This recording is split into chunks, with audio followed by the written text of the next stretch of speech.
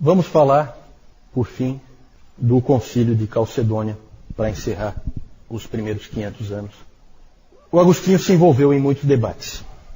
Eram debates no Ocidente, tanto com donatistas como esse com Pelágio, tudo no Ocidente. No Oriente, o problema era outro. Um outro debate estava ganhando proporções grandes e que gera dificuldades até hoje. É um assunto tremendamente difícil, que é o assunto a pessoa de Cristo e as suas duas naturezas. Assunto espinhoso que produziu divisão profunda na igreja. O debate durou vários séculos, é chamado debate das duas naturezas. Uma das primeiras tentativas, porque o que aconteceu? Em Nicéia foi definido que Jesus Cristo é Deus. Só que ele também é homem, certo? Aí ficou assim, tá, mas se ele é perfeitamente Deus e perfeitamente homem, como é que essas duas coisas se juntam?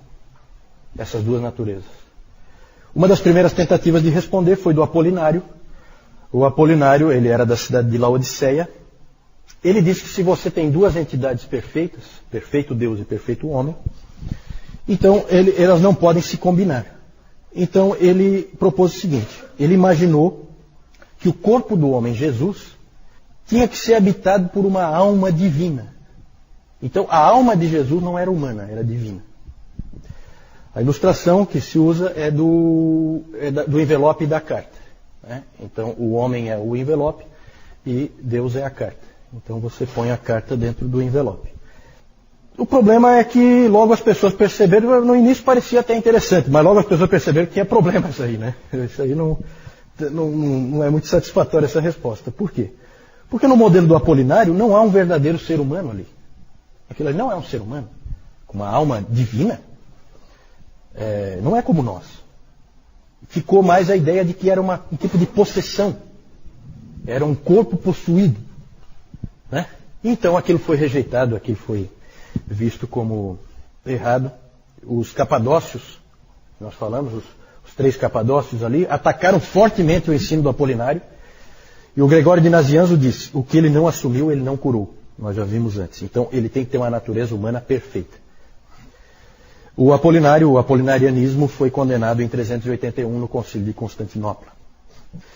E nesse debate, gente, não havia, falando do apolinarianismo, nesse debate não havia só teologia envolvida. Havia rivalidade entre pessoas e havia rivalidade entre cidades envolvidas. Certo? Vejam como as coisas se misturam, como a igreja é frágil porque é composta por seres humanos. Alexandria no Egito e Antioquia na Síria sempre rivalizaram uma com a outra. Ainda há pouco nós falamos das duas escolas de interpretação da Bíblia. Alexandria, escola alegórica. Antioquia, escola literal, de interpretação da palavra. No caso da pessoa de Cristo, a ênfase de Alexandria era na divindade de Cristo. E a ênfase de Antioquia era na humanidade de Cristo. E, como tem aquela famosa frase, onde está a tua ênfase, ali estará a tua teologia. Então acabava desequilibrando, né?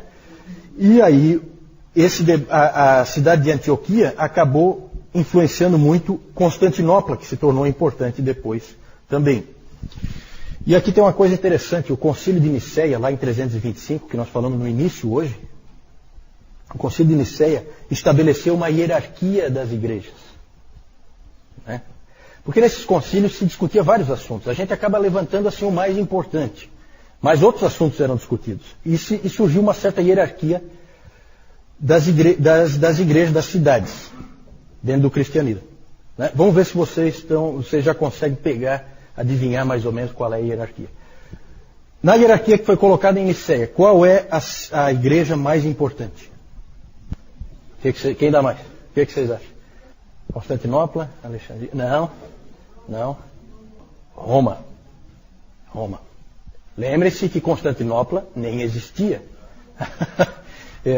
Nicéia 325, 5 anos antes de Constantinopla existir. Certo? Então Roma era a capital do império, é a igreja mais importante. Era assim que era visto. Segunda, Segunda, Alexandria. Alexandria, com certeza. Está em todas, né? Alexandria. Terceira, Antioquia. Perfeito. Então, essa era a hierarquia principal, só que surgiu um problema. Surgiu uma nova cidade, chamada Constantinopla, que vai e ocupa o segundo lugar, roubando esse segundo lugar de Alexandria. Automaticamente há uma rivalidade profunda entre Alexandria e Constantinopla. Vejam como é carnal a coisa, certo? Seres humanos são complicados. E essa rivalidade acabou descambando para uma briga feia. Vamos falar do nestorianismo. Cadê o Nestor? Nestor, vamos trazer o Nestor, né? Vamos trazer o Nestor. Calma, vamos ver, depois a gente vai ver. Nestor era o bispo de... Nestor também chamado Nestório, tá? Alguns chamam Nestório, alguns chamam Nestor. Nestor era bispo de Constantinopla. E ele foi treinado na tradição de Antioquia. E ele ficou preocupado com uma expressão que estava sendo usada lá em Alexandria. A expressão era a seguinte, Theotokos. Alguém sabe o que é Theotokos? Ele não é de Alexandria. Ele não gosta de Alexandria. Ele se incomodou com aquilo que Alexandria disse, Theotokos. Theotokos é a mãe de Deus. A mãe de Deus. Em Alexandria começou a se usar essa expressão, a mãe de Deus. Evidentemente estava se referindo a Maria. Só que essa expressão não era usada como é hoje, né? Hoje ela é usada para exaltar Maria. Naquele tempo não. Naquele tempo a preocupação dos alexandrinos era de mostrar que ali estava Deus. Certo? Aquele homem que nasceu ali era Deus. O Nestor não gostou daquela expressão. Aquela expressão incomodava ele. E ele recomendou que se usasse Christostokos, a mãe de Cristo, para não confundir a cristologia das pessoas. E ele também não gostava da palavra união das naturezas, ele preferia conjunção das naturezas. E o Nestor sofreu feroz oposição de Cirilo, o bispo de Alexandria.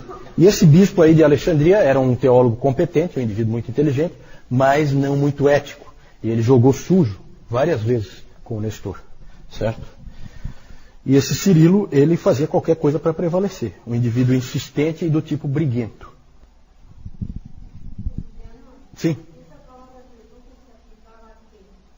Theotokos, a mãe de Deus. Quem é a mãe de Deus? Maria. Theotokos Maria, mãe de Deus. Não era uma expressão que se usava na teologia, lá de Alexandria. Eles criaram esse tipo de expressão, porque havia uma série de discussões, tá, que a gente não tem como entrar, né? Mas, por exemplo, Nestor não aceitava um Deus de 3 anos de idade. Isso incomodava ele profundamente. Aquele menino de 3 anos de idade não é Deus. Isso, sem dúvida, está ligado a isso, né? Hoje em dia é usado mais para exaltar Maria, já dentro do pensamento de que Maria é quase superior ao próprio Deus, né? Mas isso aí não era assim naquela época ainda, certo? O Concílio de Éfeso, em 431, que é o terceiro concílio ecumênico, condenou o nestorianismo. O nestorianismo, ele dizia que ele tinha 2 naturezas, que Cristo tinha 2 naturezas, postas em conjunto, mas que eram totalmente independentes, certo? A ilustração que se usa é da água e do óleo. Você põe junto, mas elas não se misturam. E o Concílio de Éfeso condenou o nestorianismo e condenou o Nestor. Nestor foi exilado, inclusive, como herege, certo? O Concílio de Éfeso afirmou que Jesus é uma pessoa e não 2. Só que esse concílio, gente, ele foi um tipo de farsa.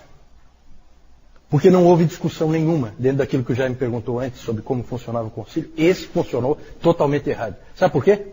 Porque o pessoal de Constantinopla atrasou, por causa das viagens lá, eles não conseguiram chegar a tempo. O que o Cirilo fez? Um indivíduo extremamente ético. Começou assim mesmo. Não chegaram, não faz mal. Começou de qualquer jeito, não tinha ninguém da posição nestoriana para discutir, está aprovado a posição de Alexandria. Tá certo? Olha como é que são as manipulações, os jogos políticos que sempre existiram dentro da igreja. Esse aí é um exemplo daqueles lamentáveis, né? Cirilo jogou sujo aí.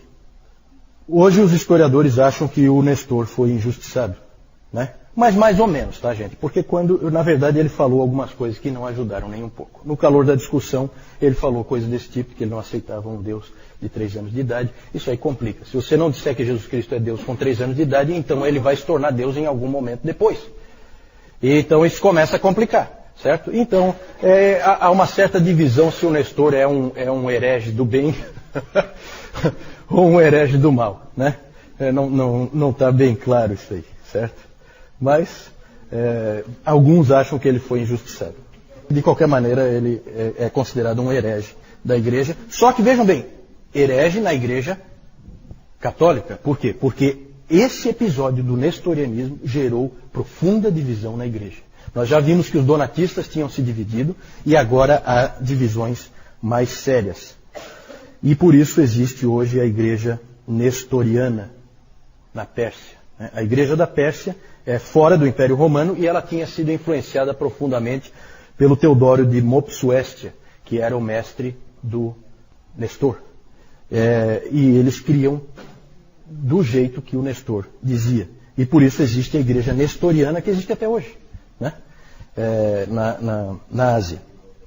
Com a vitória de Alexandria, parecia que tudo tinha se resolvido, parecia que agora as coisas tomavam um rumo claro, mas não resolveu coisa nenhuma.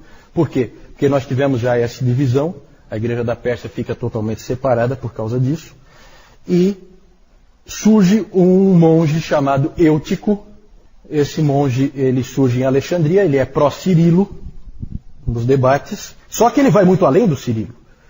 Ele praticamente nega a realidade das duas naturezas. Ele disse que a natureza humana foi absorvida pela divina. Ele chegou a dizer o seguinte: a carne do Senhor não é como a nossa. Ele a descrevia como uma natureza humana que tinha se tornado divina. E aí passa a haver uma nova natureza única. É como a ilustração aí é de água e vinho misturados. Passa a ser uma coisa só e não duas. E em 449 houve um concílio em Éfeso, o concílio dos ladrões, assim chamado, onde o eutiquianismo foi aprovado como ortodoxia. Por quê? Porque todo mundo era amigo do Eutico. Esse Eutico, todo mundo gostava dele, cara, gente boa, como um bom herege tem que ser, né? E para ter aquela penetração realmente no meio do povo. E esse Eutico acabou prevalecendo, e aí surge a figura do Papa em Roma, o Papa Leão I. Léo, né? Léo, para nós em português é Leão. O Papa Leão I pode-se dizer que ele é difícil, gente, a gente dizer quando começou a Igreja Católica Romana. Mas provavelmente o primeiro Papa é esse cara aí. Papa mesmo, sabe? Que age como um Papa. Leão I. E o Leão chamou o concílio, esse concílio de Éfeso, ele chamou, em vez de chamar de concilium, ele chamou de latrocinium. Por quê? Porque ele tinha mandado uma carta, que é chamada de tomo a Flavianos, para que fosse lida e seguida no concílio. Lá ele usou muito o texto de Tertuliano e de Agostinho para defender a posição que nós defendemos hoje, a posição ortodoxa. E o concílio simplesmente ignorou a carta dele. E aquilo deixou ele profundamente irritado. Então ele passou a se empenhar fortemente para reverter o que tinha acontecido em 449. Inclusive o Nestor estava exilado, ele leu esse tomo e ficou muito contente, porque ele achou que tinha a ver com o que ele cria. O resultado do esforço do Leão, o Leão chamou esse concílio de Éfeso de um covil de ladrões. A coisa pegou fogo mesmo. E o resultado do esforço do Leão foi a convocação em 451 do concílio de Calcedônia. O que nós cremos hoje sobre as duas naturezas de Cristo em uma pessoa é ortodoxia e vem de Calcedônia. Certo? Lá em Calcedônia, então, o eutiquianismo foi condenado. E ali afirmou-se que Jesus Cristo tem duas naturezas distintas. não misturadas, não uma absorvida pela outra. O Concílio de Calcedônia foi o quarto concílio ecumênico, esse aí nunca foi contado, ele foi desconsiderado, esse de 449. Ele foi o maior concílio de todos, de toda a história, tinha mais de 500 bispos presentes em Calcedônia. A maioria dos bispos eram do Oriente, porque no Ocidente a coisa estava pegando fogo, e aí a maioria não pôde vir, porque a casa estava caindo no Ocidente, certo? Calcedônia estabeleceu o que a maior parte da igreja aceita até hoje. Cristo é uma pessoa em duas naturezas perfeitas, sem confusão ou conversão, sem divisão ou separação. Essas duas naturezas unem-se de forma hipostática. Essa expressão hipostática é um pouco difícil de definir, mas quer dizer assim que ela é uma união não voluntária, uma união necessária, uma união que sempre existe. As heresias são fáceis de ilustrar. A carta no envelope, o óleo e a água, o água e o vinho, né? Já a ortodoxia nunca dá para ilustrar, porque permanece sempre o mistério. Mas o problema não se encerrou. Na verdade, nós estamos terminando aqui, só que depois de Calcedônia, o que aconteceu? O Ocidente aceitou Calcedônia imediatamente. Não houve problema nenhum no Ocidente. Calcedônia foi aceito, sem problema, mas no Oriente a briga continuou. Nós não temos como entrar em detalhes, mas houve uma briga fortíssima entre os monofisitas, que vem ali do eutiquianismo, em que há uma natureza só, e os calcedônios. Um outro concílio, Constantinopla II, em 553, disse que Calcedônia estava certa e que os monofisitas estavam errados. Mas os problemas continuaram. 100 anos depois, em 680, Constantinopla III, mais uma vez reafirmou Calcedônia. Também não resolveu, a briga continuou. E nesse tempo já havia mais divisão na igreja. Agora, além da igreja nestoriana, lá na Pérsia, passaram a existir as igrejas monofisitas no Egito, na Armênia, na Síria, na Índia, em vários lugares fora do Império Romano, começou a existir as igrejas monofisitas no Oriente. E nesse período, gente, ocorreram coisas estranhas e horríveis. Começam a acontecer as barbaridades, né?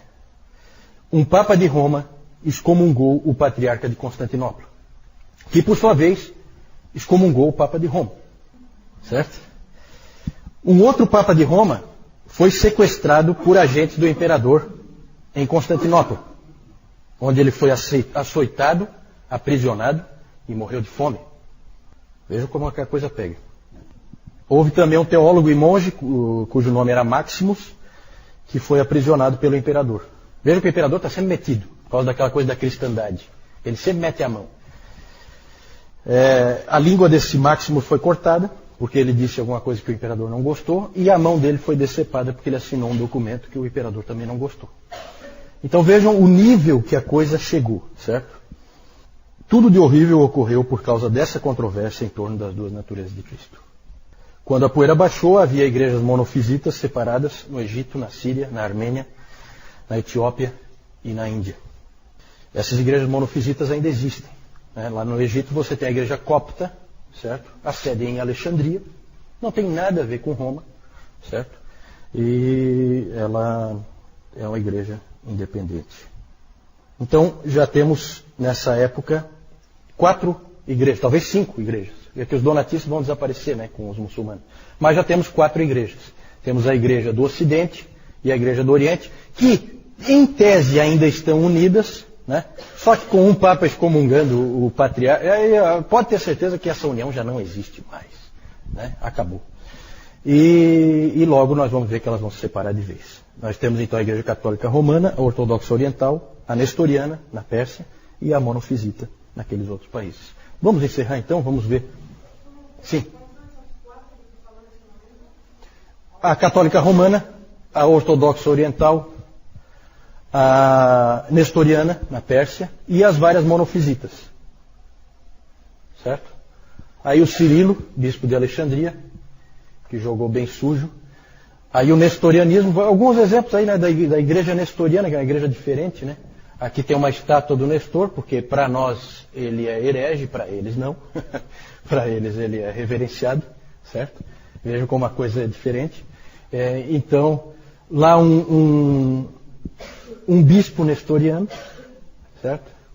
Uma freira nestoriana, e aqui um casamento nestoriano, bem interessante aí. Aqui o Leão I, talvez o primeiro Papa, pelas posturas que ele assumiu. Ele, inclusive, ele foi muito respeitado como autoridade. Quando vocês veem lá, às vezes, o Bento XVI indo lá falar para acabar com a guerra, para parar, não sei o quê, lembra um pouco o que o Leão fez, né? Por quê? Porque o Átila, o Uno, o flagelo de Deus, vocês talvez já estudaram sobre esse bárbaro, ele e as suas tropas estavam destruindo a Itália completamente, varrendo do mapa, certo? Saqueavam tudo, violentavam todas as pessoas, e o Leão foi negociar com o Átila para ele não entrar em Roma. Então ele ficou muito reverenciado pelos romanos por causa dessa posição dele, né? O catolicismo romano inventa um monte de história, que aqui atrás do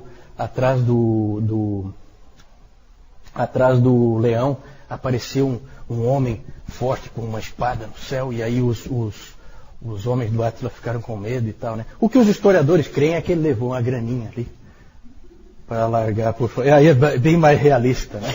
Bem mais realista. É isso que os historiadores acham que na verdade aconteceu.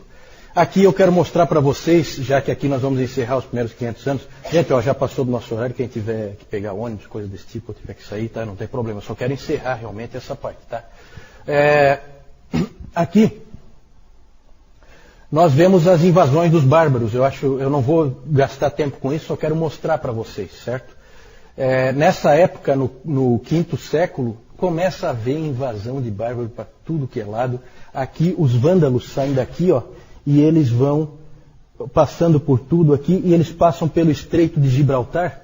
Por isso que a Espanha acabou... Depois nós vamos falar sobre isso, né? Por que a Espanha acabou tendo um povo diferente do resto da Europa, né? Por causa da facilidade dos muçulmanos de entrarem por ali, no Estreito de Gibraltar, né? Então isso tudo tem um motivo histórico. Aí os vândalos entraram ali e depois eles vieram para cá, e aqui, ó, eles atacaram Cartago em 430, que foi o ano em que o Agostinho morreu, né? Ele não chegou a ver Hipona ser saqueada. Deus preservou ele disso.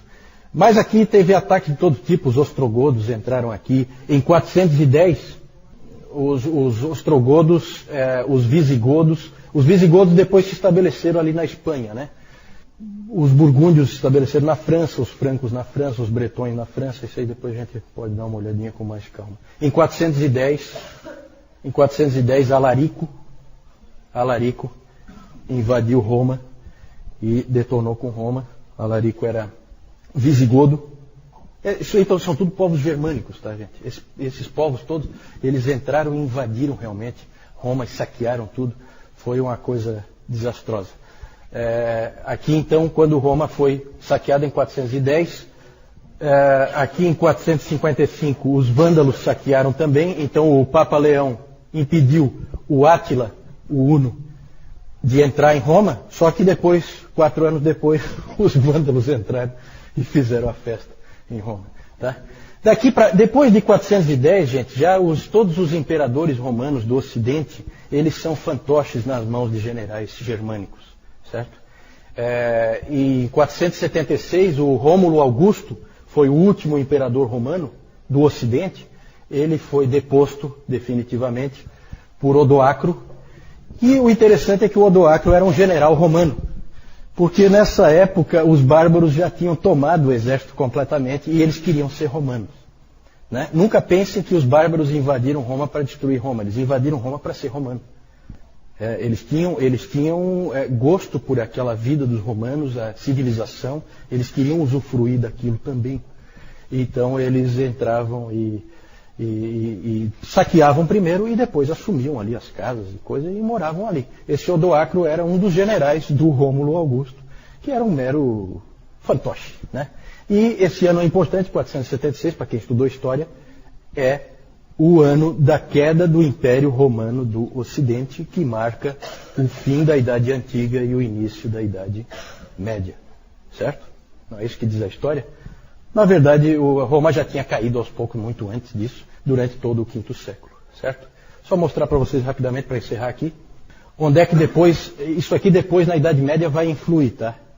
Já não temos mais romanos. O que nós temos agora são povos bárbaros que ocuparam todo o Império Romano do Ocidente. Os romanos estão aqui, ó, no que é chamado de Império. Como é o outro nome do Império Romano do Oriente? Quem sabe? Império Bizantino. O Império Bizantino, exatamente, porque ele parte de Bizâncio, Constantinopla, certo? Então aqui o Império Romano do Oriente permanece, só que aqui foi ocupado, olha só, toda a Itália e aqui uma parte da Alemanha foi ocupada pelos ostrogodos, os francos e os burgúndios e os bretões ocupam a parte aqui onde é a França e a Holanda, e os anglo-saxões ocupam lá as Ilhas Britânicas. Os visigodos ocupam a Espanha e aqui os suevos, numa parte ali de Portugal. No norte da África, os vândalos se estabeleceram, certo? Depois eles vão ser triturados e trucidados pelos muçulmanos, né? No século VII. Deixa eu... Fala, Augusto. Como é que eles podiam ser chamados de Império Romano se não tinha Roma? Tinha Roma. Assim, ó, a pergunta é assim, como podiam ser chamados de Império Romano se não tinha Roma? Tinha Roma. Roma foi só saqueada, ela não foi destruída, tá? A gente fala destruída, é uma força de expressão. Ela continua existindo ali e esses bárbaros ocuparam a cidade de Roma, né? Roma existe até hoje, né? A cidade permanece, só que não é mais aquela Roma, agora é uma Roma totalmente controlada por bárbaros, certo? Ela é diferente, ela não é mais a mesma coisa. Tudo bem que esses bárbaros absorvem a cultura romana, mas já não é mais a mesma coisa, né?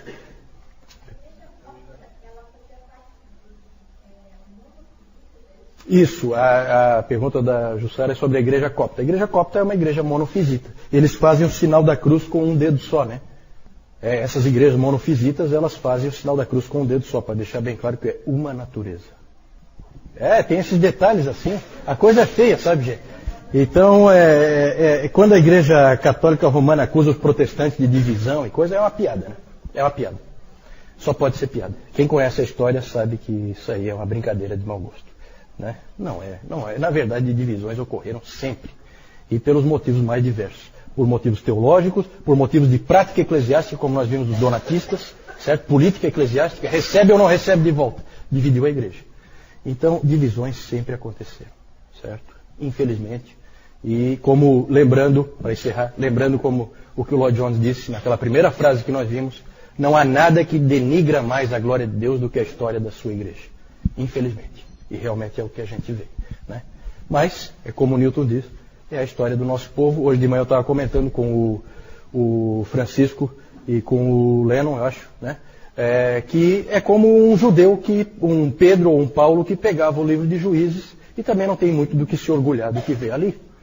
Certo? Mas é o povo de Deus e a história é registrada como ela foi. Certo? Vamos aprender com os erros e aprender com os acertos.